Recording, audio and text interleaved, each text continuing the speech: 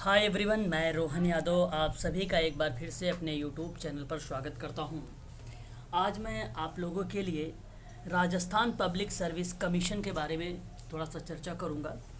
जो इसकी वैकेंसी निकाली गई है 11 जुलाई 2022 से इसके फॉर्म फिल हो रहे हैं और इसका जो लास्ट डेट है वो है 9 अगस्त 2022 को।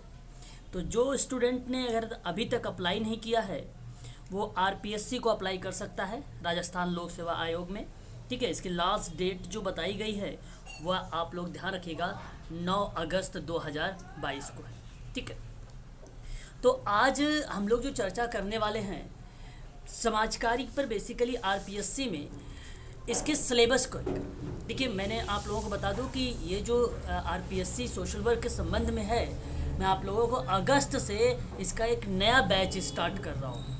यदि आप लोग आरपीएससी की तैयारी कर रहे हैं, समाज कार्य में ऑनलाइन क्लास भी लेना चाहते हैं, तो उसके लिए आपको क्या करना है, इसी आपको जाना है वीडियो को डिस्क्रिप्शन में मैं आप लोगों को आरपीएससी सोशल वर्क 2022 का मैं आपको व्हाट्सएप ग्रुप का लिंक दे रहा हूँ। और जैसे ही आप व्हाट्सएप ग्रुप को ज्वाइन करेंगे, आप अपना नाम लिखेंगे और नाम के बाद आप जो है यहाँ पे कैटेगरी ज़रूर डालिएगा, क्योंकि आरपीएससी में जो है अनुसूचित जाति वर्ग के लिए 3 वैकेंसी आई हुई हैं और अनुसूचित जनजाति के लिए 1 वैकेंसी निकाली गई है ना। तो मैं आपसे टोटली अगर बात करूँ तो जो आरपीएससी में 4 सीटों पर वैकेंसी निकाली गई है, और वो भी अनुसूचित जाति और अनुसूचित जनजाति को लेकर। इसमें बैचलर इन लॉ एलएलबी वाले स्टूडेंट भी शामिल है, master in social work student भी इसमें शामिल है। और आपको बेसिक जो जानकारी मिलेगी 40 प्रश्नों की, वो बेसिकली आरपीएससी से प्रश्न बनाएगा। जैसे अगर हम बात करें राजस्थानी कल्चर वगैरह से लेकर, है ना, तो आप सिलेबस देख लीजिएगा, वहाँ पर आपको जो है मिल जाएगा।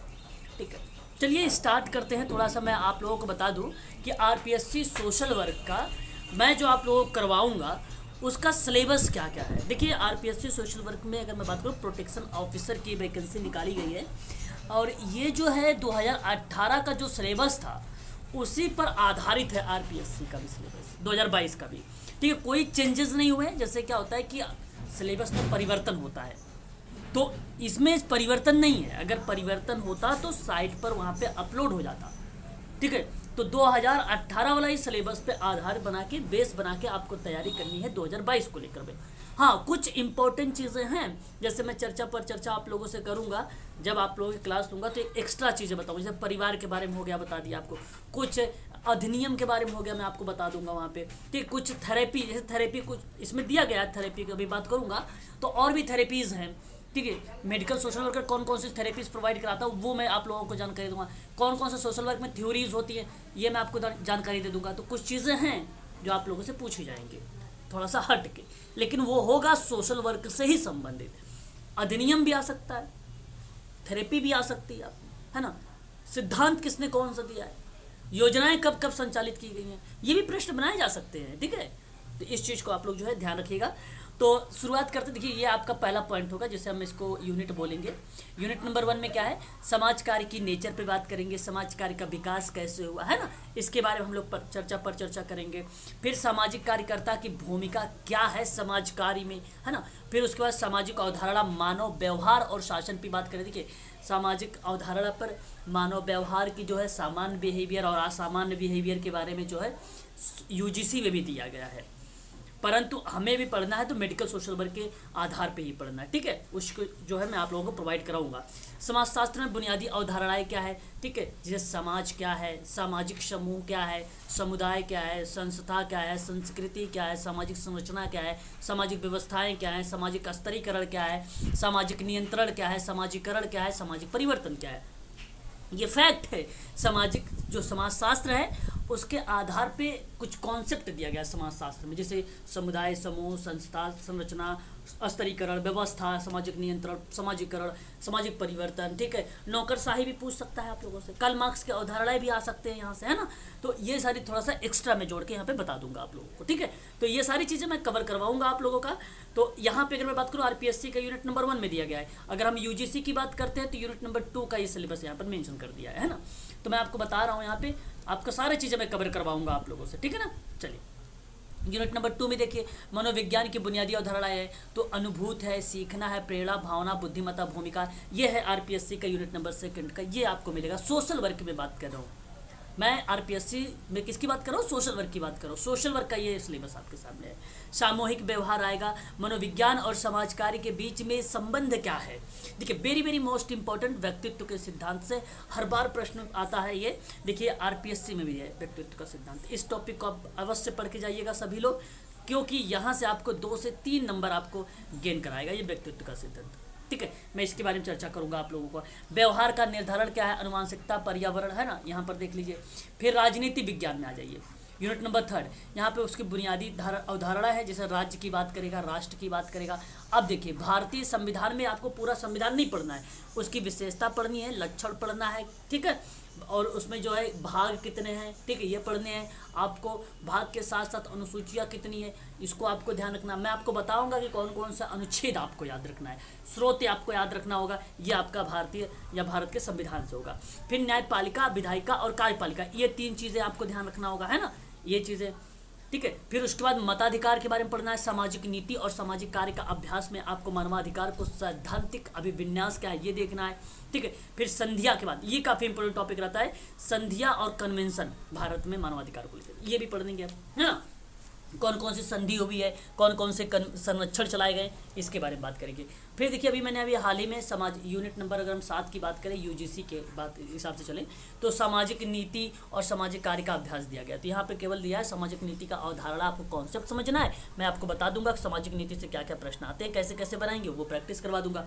समाज कार्य अभ्यास पर आधारित होगा, वो बेसिकली प्रैक्टिस पर बात करेंगे। अगर हम बात करते हैं यूनिट नंबर 4 देख लीजिए, ये आरपीएससी का यूनिट नंबर 4 आपके सामने है। समुदाय के साथ समाज कार्य की बात किया गया है, जहाँ पे समुदाय एक गतिशील इकाई के रूप में काम करेगा, ये आपके एक पॉइंट रहेगा। सामुदायिक कार्य की अवधारणा पर भी बात करेगा ये।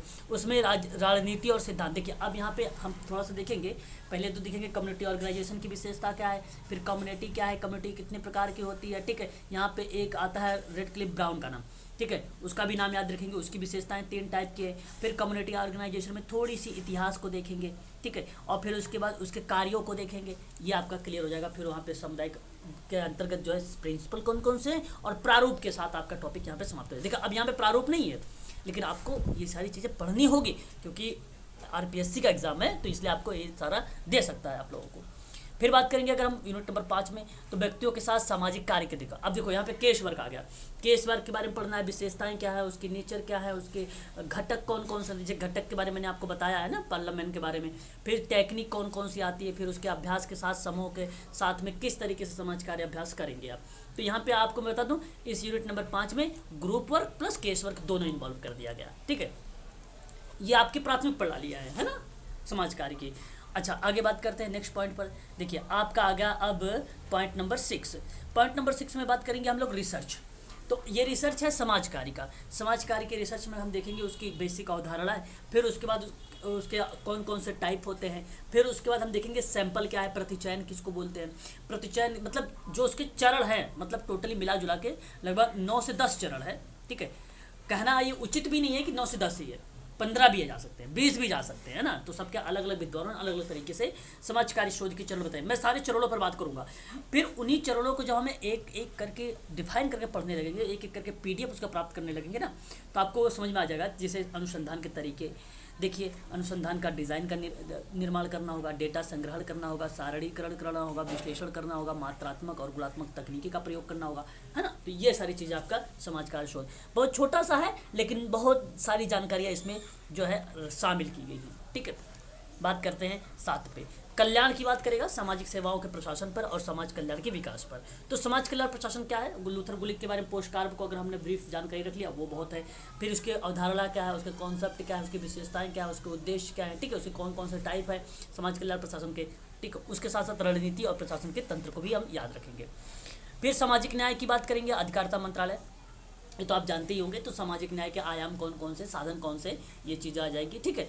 फिर उसके बाद अगर हम बात करते हैं तो यूनिट नंबर 8 में, यह आरपीएससी का काफ़ी इंपॉर्टेंट टॉपिक है। यहाँ से मैं आपको बता दूं कि कम से कम 10 से 15 प्रश्न आने वाले हैं इस यूनिट से, यूनिट नंबर 8 से। ठीक है, इसको बहुत ध्यान से सुनिएगा। परिवार के पहले हम परिवार के बारे में देखेंगे, फिर बच्चों के साथ समाज कार्य के बारे में, फिर परिवार और सामाजिक कार्य को समझना। मैंने भी हाल ही में बताया है परिवार और समाज कार्य के लेकर, यूनिट नंबर 10 में दिया गया था जो है यूजीसी नेट में, है ना। फिर हमने बात करना है परिवार और बाल विकास और परिपेक्ष कार्यात्मक और हेल्थ केयर समाज कार्य को अभ्यास को लेकर हम लोगों को इस पर भी चर्चा करना पड़ेगा। फिर स्वास्थ्य की कॉन्सेप्ट है, यानी स्वास्थ्य पर आधारित है, स्वास्थ्य क्या होता है उसके संबंध में आपको बात करनी है। फिर कल्याण और रोग, स्वास्थ्य सेवा और कार्यक्रम और स्वास्थ्य देखभाल के बारे में हम लोग चर्चा करेंगे। फिर समाज कार्य में दिव्यांग व्यक्तियों के साथ में मैंने 9 एजेंसियां होती हैं, मैंने आपको बताया भी है। उन 9 एजेंसियों के साथ साथ उसकी स्थापना, उसके वर्ष, वो कहाँ पर है, उसकी जानकारी रखते समय फिर वहीं पर हम लोग देखेंगे RPWD एक्ट के अकॉर्डिंग 2016 में कितने टाइप की डिसेबिलिटी को, जो 21 टाइप की डिसेबिलिटी है उसमें क्या क्या चीज़ें प्रावधान किया गया है उसके बारे में हम देखेंगे। ठीक है, दिव्यांग व्यक्तियों के परिप्रेक्ष्य में। फिर सेवाएं कार्यक्रम पर भी बात करेंगे, दिव्यांग व्यक्तियों को पुनर्वास कैसे किया जाता है, रिहेबिलिटेशन कैसे किया जाता है, उनकी रिमीडियल क्लासेस कैसे लगती है, इसके बारे में हम लोग थोड़ा सा देखेंगे। फिर उसके बाद अगर हम बात करते हैं यूनिट नंबर 9 आ जाता है हमारे सामने।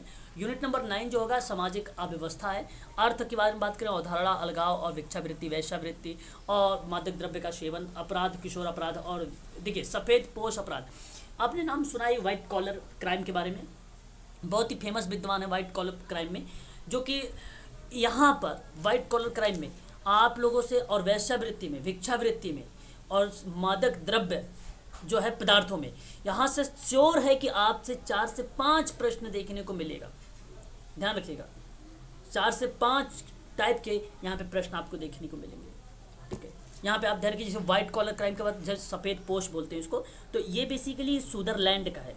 एडविन सुदरलैंड एक विद्वान है जिन्होंने क्रिमिनोलॉजी के बारे में चर्चा किया था, क्रिमिनोलॉजी के बारे में इसके बारे में बताऊंगा मैं आपको ड्रीप में जाके ना, सारी चीज़ें चर्चा करूंगा। इसके देखो ध्यान रखिएगा, यहाँ पे दिवस आपको मैं जोड़ूंगा एक टॉपिक, फिर दिवस के साथ साथ मैं आपको कुछ महान विद्वान जो सोशल वर्क में हैं उनकी किताबों पर चर्चा करूँगा अलग से, है ना।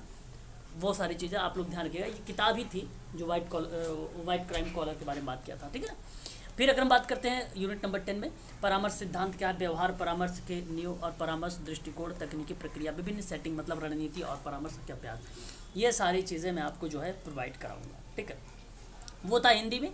यहाँ पे आप देख सकते हैं पेपर सेकंड का सोशल वर्क में से जो है इसकी इंग्लिश में क्या क्या चीज़ें दी गई है, वही चीज़ें हिंदी और इंग्लिश दोनों मेंशन किया गया है यहाँ पर। ठीक है, तो वही सिलेबस यहाँ पर भी मेंशन मैंने आप लोगों को दिखा दी को। यहाँ पे रिसर्च की बात किया गया है, ठीक है, जो है कंस्ट्रक्शन रिसर्च डिज़ाइन की बात किया गया है, ठीक है, क्वांटिटेटिव क्वालिटेटिव रिसर्च की बात किया गया है, ठीक है, टेक्निक ऑफ डेटा कलेक्शन की बात किया गया है ना, टेबलेशन डेटा की बात किया गया और डेटा एनालिसिस की भी बात किया गया था। तो ये RPSC सोशल वर्क का आपके सामने जो है सिलेबस था, और इसकी जो क्लास है अगस्त से मैं स्टार्ट कर दूंगा। आप अभी से जो है रजिस्ट्रेशन स्टार्ट हो चुका है। अगर आप रजिस्ट्रेशन करना चाहते हैं तो आप मुझसे संपर्क कर लीजिए 8506031308 पर कॉल कर लीजिए, या तो व्हाट्सअप के माध्यम से आप मुझसे बात कर लीजिए। ठीक है, मैं आपको बता दूंगा कि RPSC में इसका जो है क्या क्या शेड्यूल बनाया गया है, क्या क्या योजनाएं हैं, क्या क्या प्लानिंग है, और इसकी अगर आप क्लास लेना चाहते हैं या आप क्लास के साथ साथ तैयारी कैसे करना चाहते हैं, किताब कौन सी पढ़ना चाहते हैं, इसके बारे में ये सारी चीज़ें मैं आप लोगों को जो है यहाँ पर बता दूंगा। ठीक है, और यदि आप व्हाट्सअप ग्रुप को मेरे ज्वाइन करना चाहते हैं जहाँ पर मैं आप लोगों को टाइम टू टाइम इन्फॉर्म करता रहूँगा, तो आप डिस्क्रिप्शन में जाइए, वहाँ डिस्क्रिप्शन में आपको जो है लिंक मिल जाएगा व्हाट्सअप ग्रुप का। ठीक है, RPSC का। याद रहे, जैसे ही आप RPSC ग्रुप को ज्वाइन करेंगे आप अपना नाम लिखेंगे और साथ ही आप कैटेगरी ज़रूर डालेंगे। ठीक है, SC या ST, ठीक है, ये ज़रूर आप डालेंगे क्योंकि उन्हीं के लिए ये वैकेंसी निकाली गई है। ठीक है, चलिए आज के लिए बस इतना ही। कोई जानकारी चाहिए तो आप कमेंट भी कर सकते हो। ठीक है।